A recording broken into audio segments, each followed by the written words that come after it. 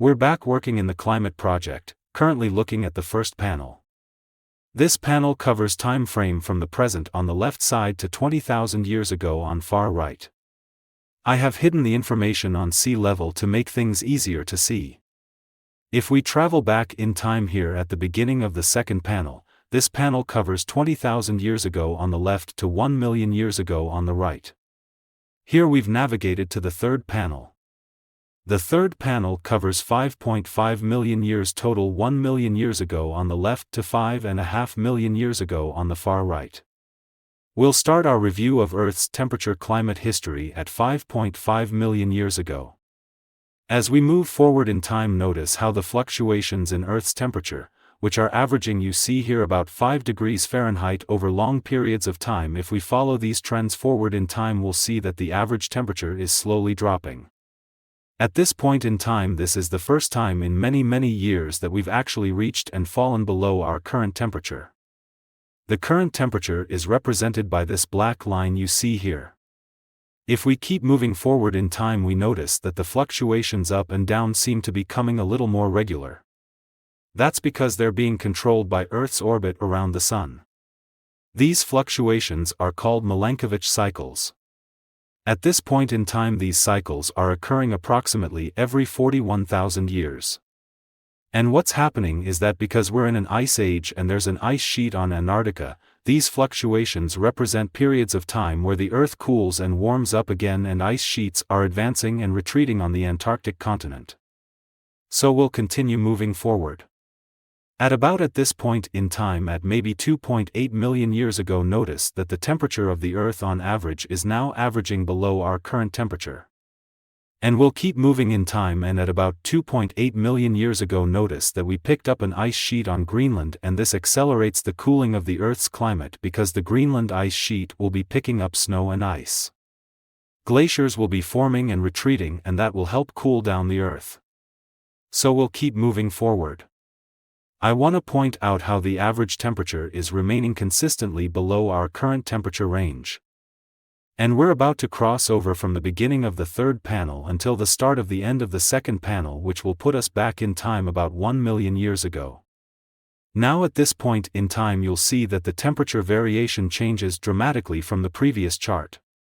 The cycles get further apart. We're still in Milankovitch cycles, but they're now running on the average of every 100,000 years.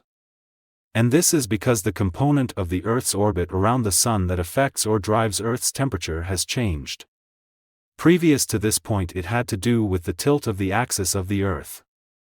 Now it's more to do with the eccentricity of the orbit around the Sun, because now the change in the orbit, which is from almost circular to slightly elliptical, is having a greater effect on driving Earth's temperature, and it's now spread this out to major cycles every 100,000 years. So as we continue moving forward in time, you'll also notice that the swings in temperature before in the third panel were running about 5 degrees Fahrenheit up and down, they're now running at a greater rate. Here we're close to 7 degrees Fahrenheit fluctuations. We are again touching our current temperature, which is again the black line, but we're going down to maybe -7 degrees Fahrenheit at the bottom of these peaks. Now the top of these peaks are called interglacials.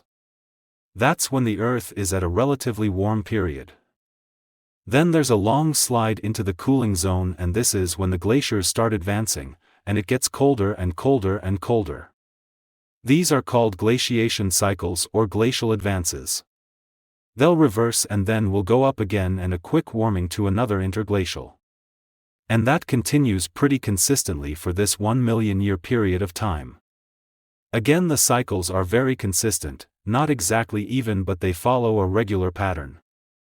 Note that even though we're getting up near our current temperature on average, the Earth is running colder than today by about 3 degrees Fahrenheit. We'll keep going along here. And notice that even in the interglacials, that's these peaks here, we are not getting as warm as we are today. And at this point in time, we've reached a really cold point. It's almost 8 degrees Fahrenheit below our current temperature. But then we experienced a significant warming, so that at about 400,000 years ago, we're actually at a point where we're almost 2 degrees warmer than we are today. And if we look at the chart going forward, you're going to see we're going to experience at least 4 more of these type of cycles as we approach 20,000 years ago. So we'll continue to move forward in time. The spread here is really good. It's almost, in this case, 10 degrees Fahrenheit from the peak to the valley. We'll keep going even though there's a lot of dither changing up and down. Bear in mind this is when the Earth is getting colder and colder and colder, and glaciers are growing and retreating, but we're getting colder and colder and colder, so that the ice sheets, particularly in the northern hemisphere, are growing larger and larger. And we'll keep going. At this point in time we've reached what's called the previous interglacial. That's the last period in Earth's history when we've been as warm as we are today. In fact, about 120,000 years ago we experienced a period of warmth where we were running almost 2 degrees Fahrenheit above our average temperature today. And you can see that this peak is kind of flat top. It turns out that this interglacial lasted for about 15,000 years. However, due to changes in Earth's orbit, we eventually re-entered another cooling cycle and things are going to get colder and colder. Glaciers are going to advance again as we get closer to 20,000 years ago. Now, before leaving the second panel, I want to point out that during this period of time, almost 1 million years with Milankovitch cycles driving the changes in Earth's temperature, I'd like to point out that the previous 4 interglacials, and we are currently in an interglacial now, but the previous 4 interglacials were warmer than our average temperature today. That's significant because what I want to point out is that the period of time between these is on average 125,000 years, and the interglacials vary from short peaks like this one to broad peaks. So this interglacial maybe lasted less than 10,000 years. This one was somewhere between 15,000 and 20,000 years. But the point is they presented us with average temperatures that are 2 degrees or more warmer than we currently are experiencing. Here we're at the end of the first panel. We're back in time about 20,000 years. We are just coming out of the last period where the glaciers advanced to their maximum. Temperature is going to start to warm up. This warming you see here looks like it took a long period of time, but it's only because the scale of this panel is much different than the scale in the second panel. If we go back to the second panel, a period of warming is represented by this quick spike here. And if we were to go to the same period here and squash this up together, this rise you see here, which looks gradual, would actually look like a big spike. Now as we go forward in time, we're coming out of our glacial maximum and we start to warm up significantly. And then when we're running about 5 degrees Fahrenheit colder than our average temperature today, note that things change and the Earth actually cools down again. And this period of time, called the Younger Dryas, was a period of time when glaciers actually started advancing again. No one's exactly sure why, but we think it has something to do with a change in the Gulf Stream circulation, which allowed the colder waters to once again get into the North Atlantic. But anyway, that lasted for a couple thousand years, but eventually the Earth started warming again. And at around, as you can see, about 11,000 years ago, we were basically back to the average temperature that we're experiencing today. And that average is based on the Earth's temperature from 1960 to 1990. So as we continue moving forward in time, you can see that there is some deviation, but generally speaking, Earth's temperature swings appear to be holding within a narrow range. However, I'm going to shortly point out that there's more to these temperature swings than meets the eye, particularly those that we've been able to document that occurred over the past 4,500 years. Here I've superimposed an expanded view of temperature swings from about 4,500 years ago to the present. I positioned the X about 4,500 years ago because its movement will not be able to track the peaks and valleys you see in this curve. However, this curve represents a more accurate perspective than the original chart could give us. What I'm going to do is try to zoom the view in a little bit here so you can see the changes a little better. There's some small writings associated with this chart. Please ignore those because the writing is actually displayed backwards.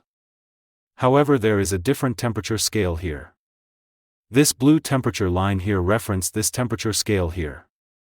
The 0 line is still the current temperature. However, in this range from 4,500 years ago to the present in this chart, the temperature is represented by these red numbers here. So the chart goes from 0 to up to +2 degrees Fahrenheit and 0 down to -3 degrees Fahrenheit. I'm also going to point out that many of the swings you see in temperature here were caused by volcanic eruptions at various places around the world. Now again, the X is currently sitting at about 4,500 years ago or 2,500 years BC. This is the 0 time frame, 0 here back to 2500 BC and 0 going forward in time to the present. The point I'm trying to make by showing you this chart is that it has been normal for Earth to experience temperatures above and below our current averages absent of our massive burning of fossil fuels. For example, this peak you see here where the Earth was very warm spans a period from start to finish of almost 1,000 years. What's notable is that there were only a few volcanic eruptions that are known to have occurred during this period of time.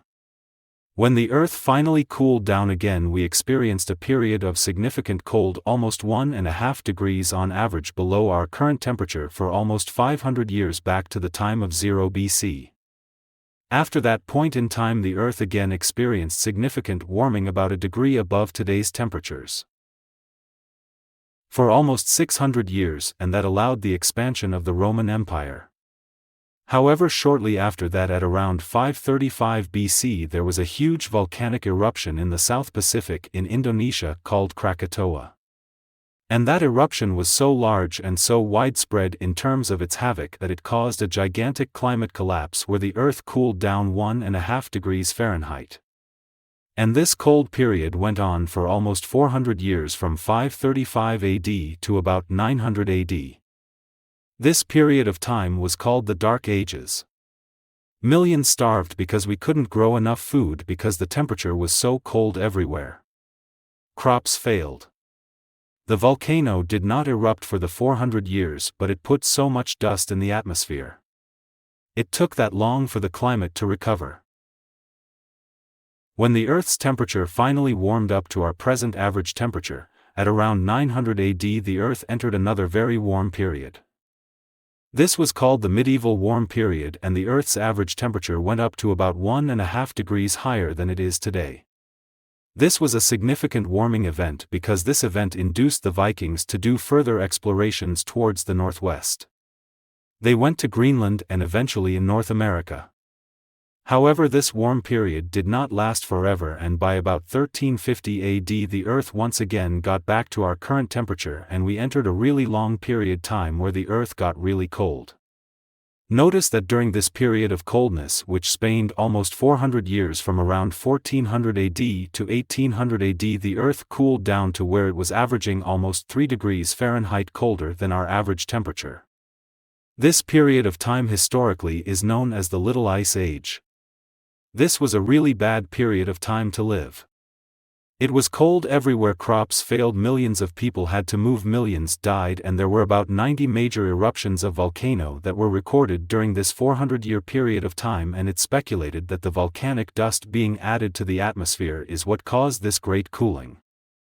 Fortunately, around the 1800s the Earth warmed up again, and then we rapidly saw a rise in the Earth's temperature over 1 degree Fahrenheit from today. Then a quick drop down again, and then another rise before another drop to the average temperature today. And I'm going to point out that these spikes you see here were not caused by humans burning fossil fuels. So as you can see, even though it appears that Earth's temperature deviations are only a nominal couple of degrees, by virtue of this curve, when you look at things with a sharper eye, you can see the big wings made a big difference in things that were happening on the Earth. Some of which were significant events to humanity, particularly the Little Ice Age and the events of the last several 100 years. And even though we're on an exaggerated view, you can get a better feel for the relationship between short-term temperature changes as defined by this different scales chart here compared to what was perceived when we walked along this timeline. And if you compare these peaks and valleys to changes in carbon dioxide, you don't see any big spikes in carbon dioxide and the temperature goes up, or big spikes going down. There was basically a gradual increase in carbon dioxide until maybe 1980, when we saw it eventually jump up to around 410, and again the current temperature today is averaging only 1 degree Fahrenheit warmer than our 30-year project average. And yet we've seen instances here where there were multiple hundreds of years of warmer and colder temperature periods during the last 4,500 years that had major impacts on humanity. And again, many of these big temperature swings were caused by volcanic eruptions. Primarily, the swings down were caused by massive amount of dust that was put in the air that caused a reduction in sunlight hitting the Earth and that caused the cooling of the Earth. And perhaps the upswings here were caused by unknown factors. And so I'll walk our chart all the way back to the beginning at our present time.